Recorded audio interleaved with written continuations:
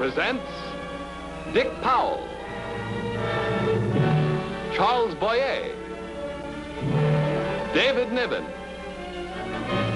Ida Lupino.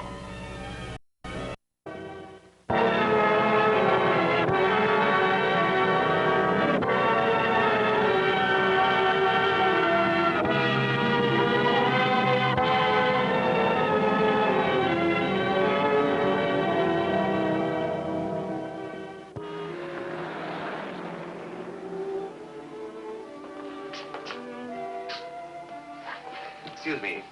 Just a minute, please. Could you tell me where I might... Could you tell me where I might find something on the subject of Tibet? Tibet?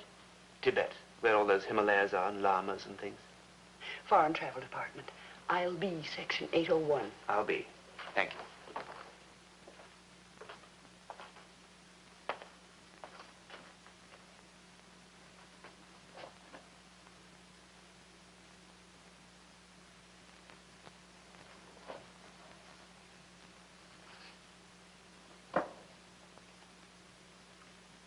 Pardon me. Yes, sir? I'm looking for a book called The Plateau of Tibet.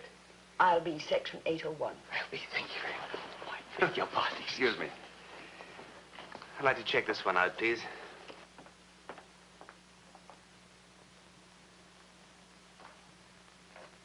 John Mason. The author? Oh, I think author's such a pretentious word. Let's just say that I scribble a little. Oh, Mr. Mason, it must be wonderful traveling all over the world as you do. Getting into exciting adventures. Look, let's not let this get around, but I do all my traveling on this passport. I beg your pardon? Oh, your library card. Yes, sir. Miss, the book I'm looking for, The Plateau of Tibet, it isn't in the section that you sent me to. No, Mr. Mason is just checking it out. Oh, Thank you. Oh, pardon me, but are you checking out The Plateau of Tibet? That's right.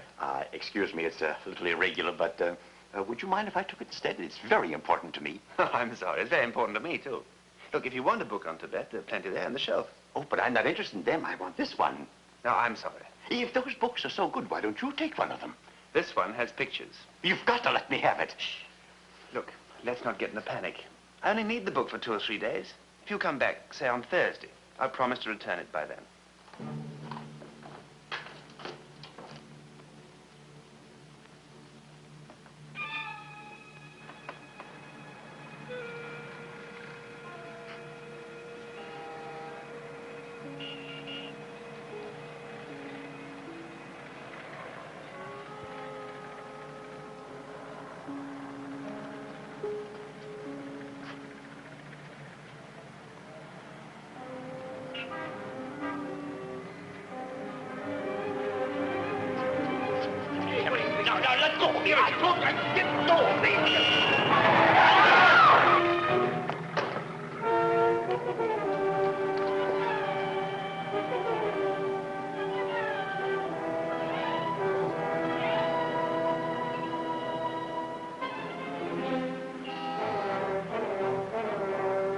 He was after this?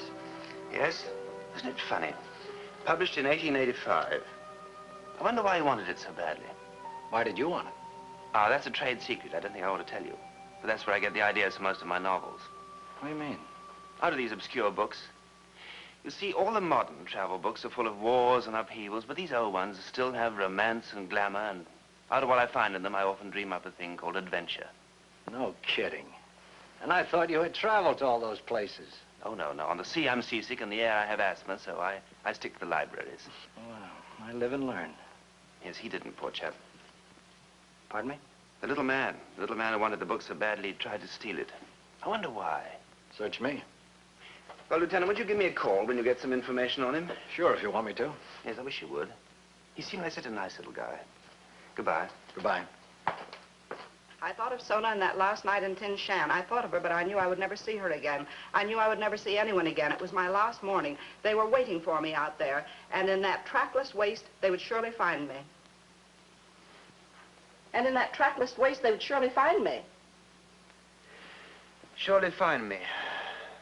A man's last morning, what a poignant thought. The sun comes up. You've seen it every morning of your life, but you've never noticed it before. Now you see it, and it cuts your heart like a knife. I should have let him have it. What? The little man who wanted the book so badly. Now, Mr. Mason, you can't go on blaming yourself. How did you know he was going to do anything so foolish? It isn't as if it were your fault. Well, of course it's my fault. If I let him have it, this whole thing would never have happened. Now, I'm not going to let you get yourself so depressed. I'll make you some nice tea. Put some brandy in it, will you? I'll get it. Hello? Oh, yes, Lieutenant. Let me get that, will you? Uh-huh. Yes. What, is that all? That's not much of an obituary, is it? Well, thanks a lot for calling, Lieutenant. Goodbye.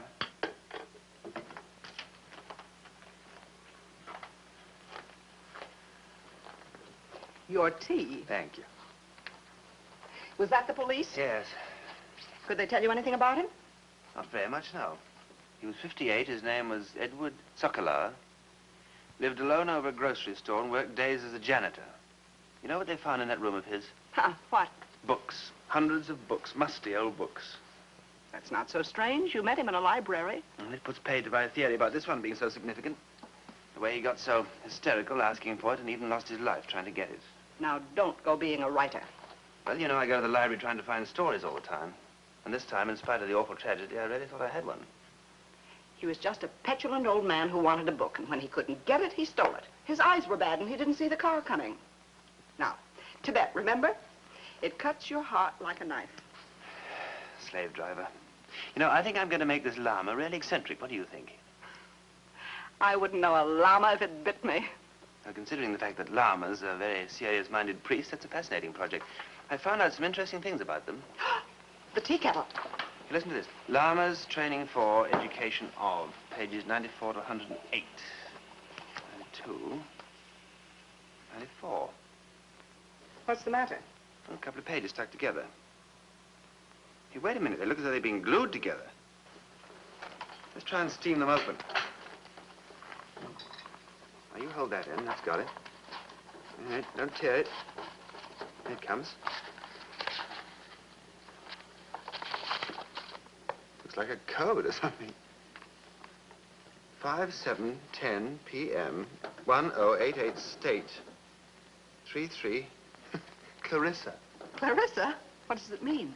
Well, some of it's fairly simple. 10 p. at 10 p.m. 10 p.m. when? 5/7. 7th day. Oh, that's today. Seventh. Tonight. 7th day of May, that's right. Now, 1088 State Street. 332. That could be the apartment number. 332. 332. 1088 State. Clarissa. Now, what about Clarissa? You know, Mr. Mason, when I was very young, I worked in a laundry for a while. And once we got in a bunch of work shirts, and there was a message in the pocket of one of them. And it read, I am a lonely man. Are you lonely, too? Were you? Oh, Mr. Mason, you don't think I answered it, do you? What are you going to do? I'm going to find out about Clarissa. But it may be dangerous. They might be kidnappers or something. Now, Mrs. Miggs, didn't you ever wonder about that lonely man in the pocket of the work shirt? I may have a good story yet. You run along home. Oh, but...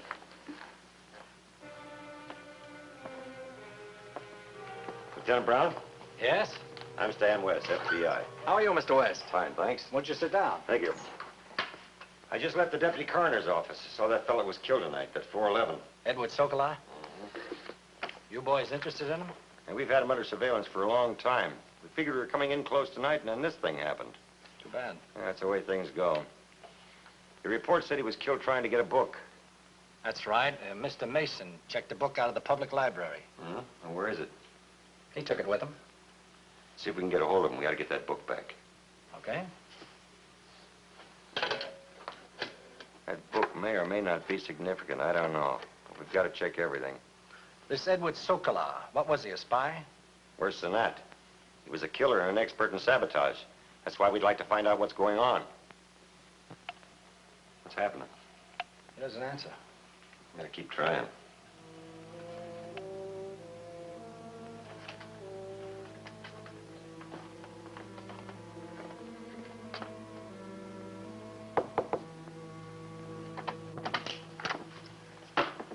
Yes?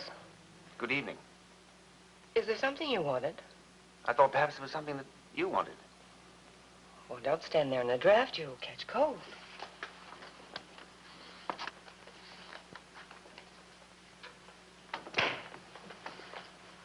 What's the matter?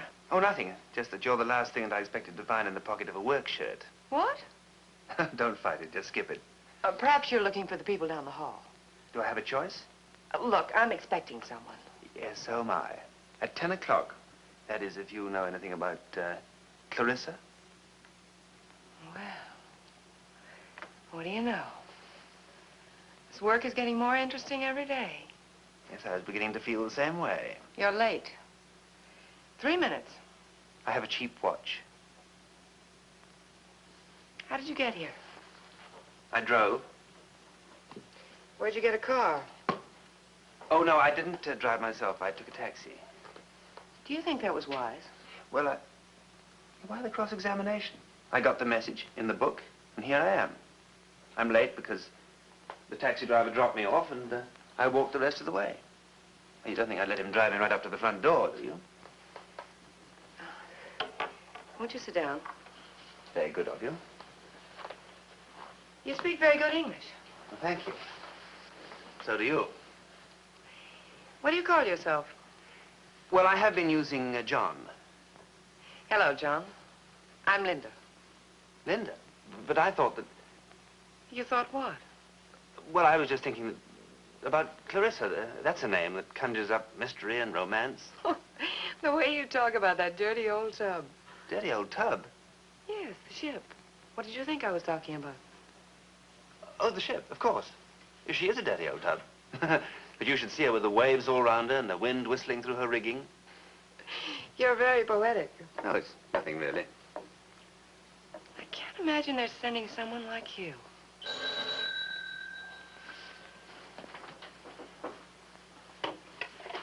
Yes? Well, where are you? Well, of course he's here. All right. Come up as soon as you can. That was George. He's downstairs. He'll be right up. George? Yes. Didn't Alex mention him? Alex? No, Alex didn't mention George. Well, George is generally very efficient. Didn't he mention me either? Alex didn't mention you, no, but Nick mentioned you often. Nick? Yes, Nick.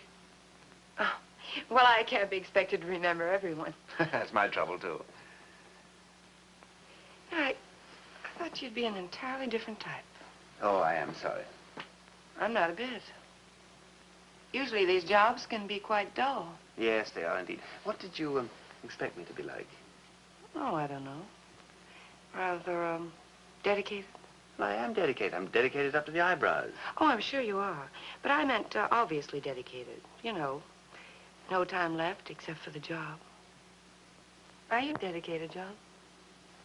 Well, that all depends on the job.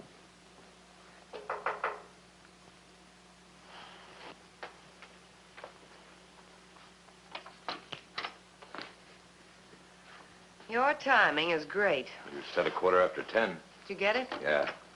Did you have any trouble? No. I take it that you're George, huh? Yeah. Where are they sending us now? Park Avenue? Look, we can get together later over a lemonade and discuss pedigrees. Now, we have a job to do, don't we? Let's get on with it. You are dedicated.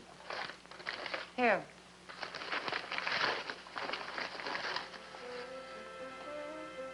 For me? Of course. What are you looking so white about? You act as though you'd never killed a man before.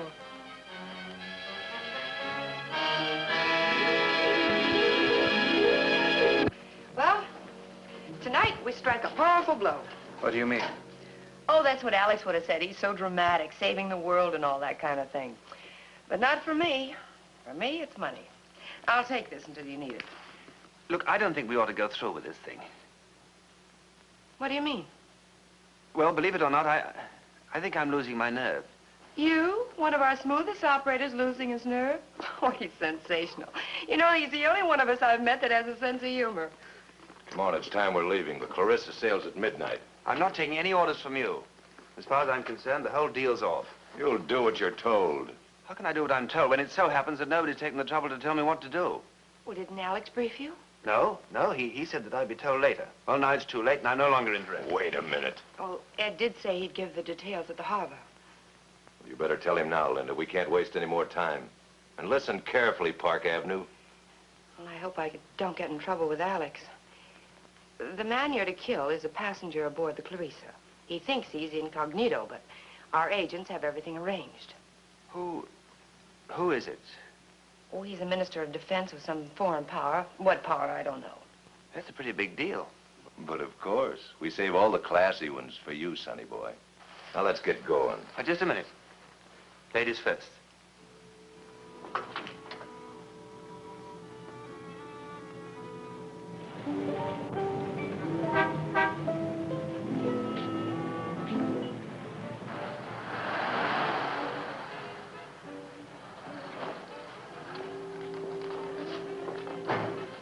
Well, this is it. We'd better separate. I'll go back to work. Right. After we get in there, I'll make an excuse to leave you. You watch where I go. After a moment, you follow. Got it? Okay. Okay.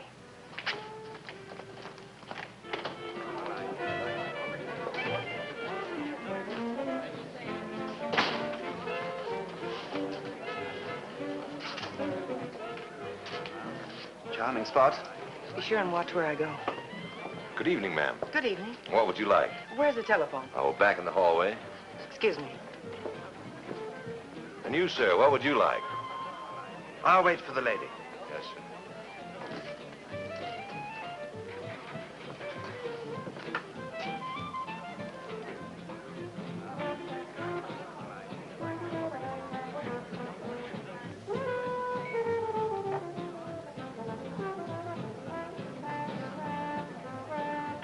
Hey, Mac.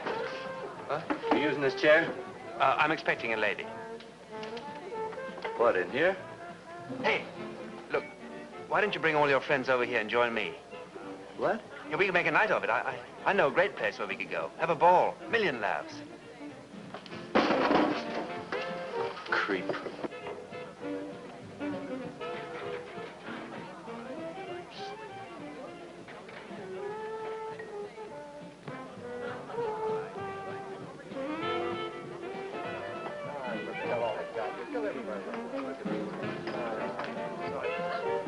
Hey, you watch where you're going. Well, I'm sorry, I was just walking... What's with you? You want to punch in the nose? Not particularly. What's no. wrong? Plenty of this guy doesn't watch where he's going. Oh, sit down and take What are it you easy. pushing me around? Don't start any trouble All right, here. then forget it. Oh, you're always starting fights.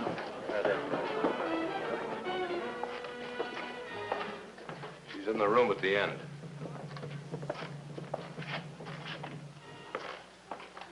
What kept you so long? We had a little trouble with one of the customers. Trouble? Well, it was nothing. What did you do? I didn't do anything. One of the customers got on his high horse, a stevedore. Tried to pick a fight with Park Avenue, and I stopped it. Who is this stevedore? I don't know. Nobody. Nobody. How many times must I tell you everybody is somebody, and you can't trust any of them? Now throw them out of here. Why? What did you say? I said why. And just what is that supposed to mean? Why is a word meaning for what reason, cause, or purpose. Don't be evasive. This stevedore picked a fight with you, and yet you don't want him thrown out. You know, I get the impression that you people don't trust one another around here. I wonder what Alex would say if he thought there was any inefficiency. If he thought, for example, that you didn't screen everyone who comes in here. Now, look, I just run this joint. I got to make a buck when I can. Oh, it's no skin off my nose. I just wondered what Alex would say, that's all. You mean that you'd tell him? No, I mean, if it was anything to do with me, I wouldn't let any dissatisfied customers leave this place tonight, because dissatisfied customers ask questions, and I don't think Alex would like some of those questions. He's right. Better keep the stevedore happy. Give him a drink on the house. On the house? I'll pay for it. Oh, well, that makes a difference. Take care of it, George. I'll go. No, don't bother. I'm Anna. Oh, glad to know you. I'm awfully pleased to meet you. Very pleased to meet you, too. Bring him some coffee. Sure, I just made some. Sit down, sit down. How much have you told him? Just what he should know. Well, I'll give you the rundown. The ship's at the dock. It leaves at midnight. That's just 35 minutes. The man you want's already on board. Here's his cabin number. Now, you'll get on in 15 minutes. That'll give you 20 minutes altogether. Plenty of time to take care of your man and get away easy. It's awful hot. Don't get burned. I'll try now. Any questions? What happens to me if I get caught? There's nothing to worry about. At 20 minutes to 12, you go up the gangplank wearing a uniform. Uniform? Yes, cabin steward's uniform. Nobody will stop you. It'll all seem perfectly normal. What about the crew? Won't they think it rather strange if a new man suddenly shows up? No, they won't think it's strange. You see, Alex picked you especially because you're the same size and age as the cabin steward. In the dark and with his papers, they won't know the difference. I don't get this. If the cabin steward's one of your men, why doesn't he do the job? Who said he was one of our men? He doesn't even know us. He's coming here for a snort. The oiler's bringing him. When he gets here, bam. You take his clothes and his identification papers. I see. Nobody will find the body until they're away out to sea. What happens to yours truly? Well, if you're as clever as they say you are, at 5 minutes to 12, you'll be back here with me. The whole plan stinks. I say you should have used a bomb. You're crazy. You blow up a ship in the harbor, you got yourself a mess. This way, it's nice and clean. Suit yourself, but on my time, I made some bombs that were bombs. Believe me, brother. What's the matter? The cabin steward's here. Well, get him back here. We need that uniform in a hurry. Come and take a look. Why? Just come and take a look. You too.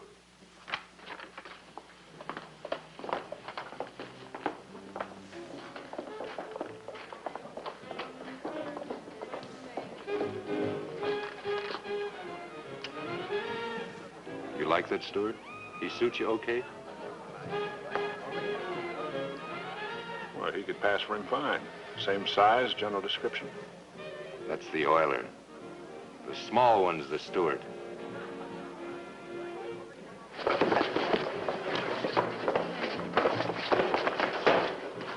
Stop it! They'll hear you. Take him in the back room.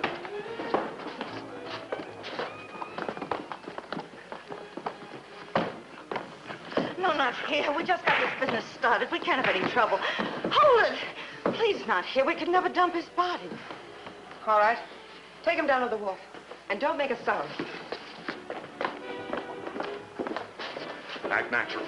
Careful with that gun, but keep him covered. Keep going.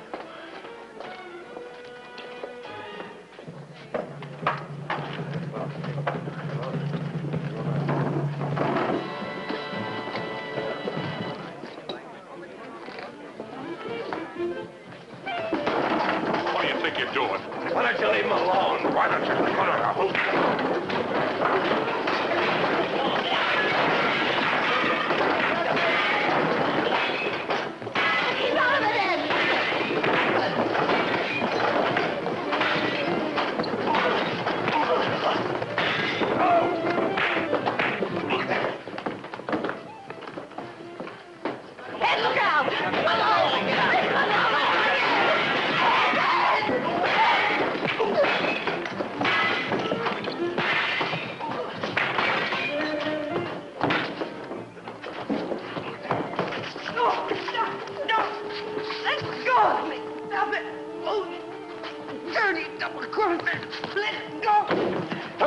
Get that gun, officer.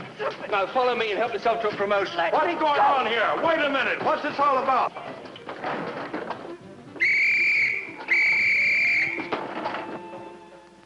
Then grabbed her, held her tight, and stifled her screams with kisses.